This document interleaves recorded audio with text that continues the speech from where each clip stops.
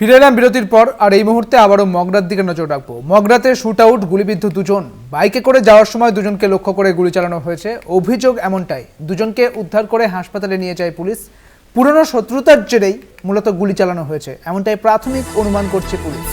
মগরাতে shoot out, গুলিবিদ্ধ দুজন এবং এই দুজনকে উদ্ধার করে পুলিশ নিয়ে যায় হাসপাতালে। বাইকে করে যাওয়ার সময় গুলি চালানো হয়েছিল এমনটাই জানা যাচ্ছে। তবে প্রাথমিক অনুমান পুলিশের যে পুরনো শত্রুতার জেরেই এই গুলি করা হয়েছে দুজনকে। তারা বাইক নিয়ে যাচ্ছিলেন, বাইক করে যাওয়ার সময়ই কিন্তু এই গুলি চালানো হয়। গুলিবিদ্ধ দুজন, মগরার ঘটনা। আরও বিস্তারিত জানবো, আমাদের সঙ্গে রয়েছেন আমাদের প্রতিনিধি দেবেশ চক্রবর্তী। দেবেশ, ঠিক কি ঘটনা ঘটেছে, কেন এই গুলি চললো এবং তারা কেমন রয়েছেন এখন? দেখো, পুলিশ সূত্রে যেটা জানা গেছে, মগরা থানার নাকশা মোড়ের কাছে গতকাল রাত 1টা নাগাদ দুজন বাইক নিয়ে মগরার দিকে যাচ্ছিল।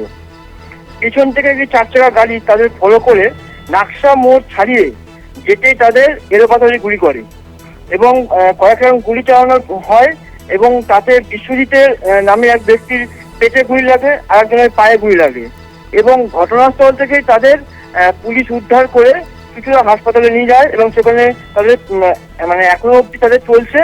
এবং যেটা জানা গেছে যে পুরনো কোনো শত্রুতার জেরে এই ঘটনা ঘটেছে এবং যেটা গ্রামীণ পুলিশের অতিরিক্ত সুপার জানিয়েছে, কি উদ্দেশ্যে পুলিশের কাছে এখনো সেভাবে পরিষ্কার হয়নি। তবে যেটা অনুমান করা হচ্ছে যে পুরনো কোনো শত্রুতার জেরে এই ঘটনা ঘটেছে।